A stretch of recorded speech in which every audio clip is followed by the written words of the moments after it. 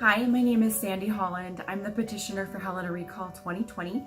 I want to thank Helena Fax Media for allowing me to submit video to talk a little bit about the petition that I filed this year against the mayor and two of our city commissioners, and also thank them for the work that they've been doing to dive into issues that are important in our community and show us a little bit about what's been going on in our city government. I think that that's important work. So I wanted to tell the public a little bit about the petition. Actually, 3 petitions. There is one for the mayor, one for Commissioner Holliday and Commissioner O'Loughlin. The same claim is what I'm making in all 3 of those petitions. The only thing that's different about them is the name of the individual that I'm hoping to recall and the title of office that they hold. The claim I'm making is that they violated the Montana State Constitution, Article 2, Sections 8 and 9, which briefly outlines the open meetings laws in Montana that's allowing the public the right of participation and the right to know what their government is doing. Basically, transparency in government and public participation. These are not new claims. They are also claims that have been made by both of the new commissioners that were duly elected last November, in November of 2019. There are many public statements made by the other 2 commissioners that they're to their testimony that they have been left out of that process during a March 9th meeting 2020, where a decision was made to hire an interim city manager, and the process that was taken was not the proper process. So I get a lot of questions about the recall and why it's happening, why I've decided to do it, who I'm with, and all of these things. I'm not with anybody, I'm with me, and now I'm with all the volunteers in Helena that are helping collect signatures for this petition. It's an action that any citizen can take on. It's my right as a citizen. It's a protected right that I have as a citizen to petition to make changes in government, and that includes petitioning to remove elected or appointed positions in our government. So I hope that answers some of the questions about basically what it is. There are some other questions about how I got involved, and it seemed for a lot of people that it happened so quickly, and it kind of did, because I wasn't paying a whole lot of attention to city government until more recently. I was invited to a public listening session back in the fall, and that kind of got me thinking about what happens in city government here in Helena. And I was able to pay some more attention at that point to some of the things that were happening and the things that were changing here. And then during the March 9th meeting that took place, it was a lengthy meeting. Things didn't really add up during that meeting. I felt like the public was left out of the process. And 2 of our two new commissioners said that they were also left out of the process. That's disconcerting as a citizen, to know that the newly elected officials that are supposed to be representing the citizen body are also not being included in the process. Their voice isn't being heard, and so I was concerned, and I am concerned, that my voice and your voice are also not being heard. So here we are with the petition. I get a question frequently about how the process goes, how far along in the process I am, and how many names are collected, what needs to happen in order for the next steps to take place and what those next steps are.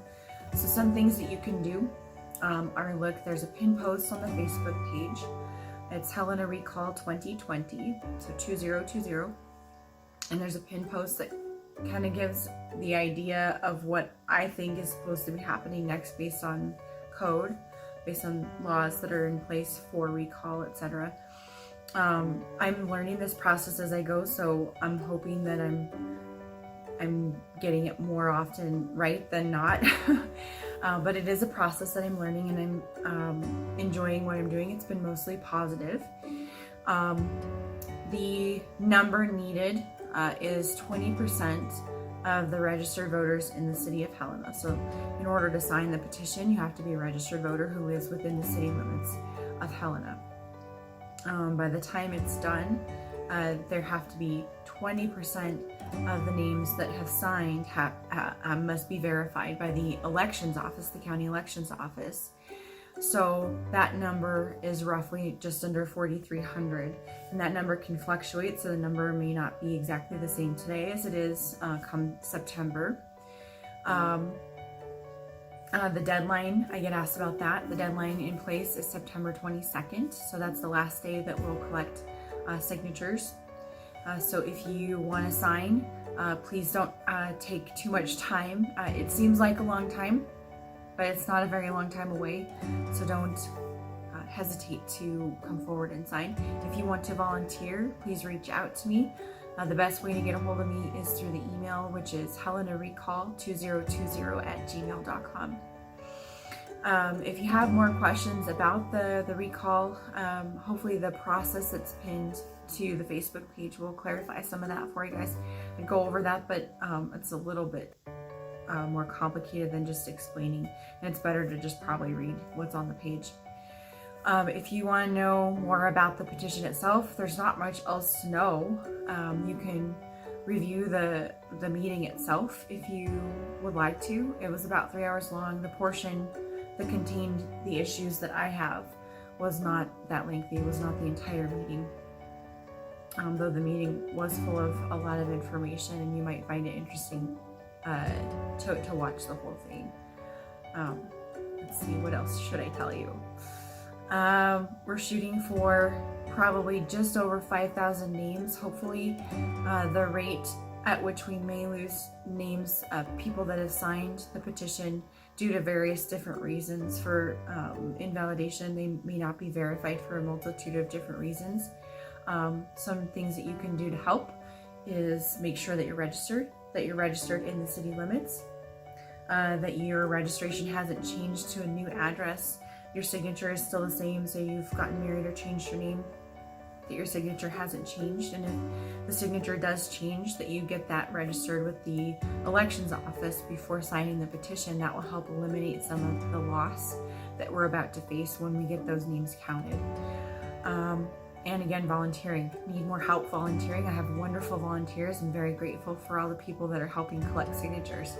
They're doing it for me, they're doing it for them, and they're doing it for you. And I hope that you will find a place in our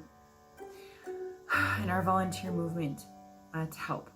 This is citizen-led, citizen-organized, and citizen-fueled, and it's for the citizens. It's for us. So this is something that everybody has the right to do.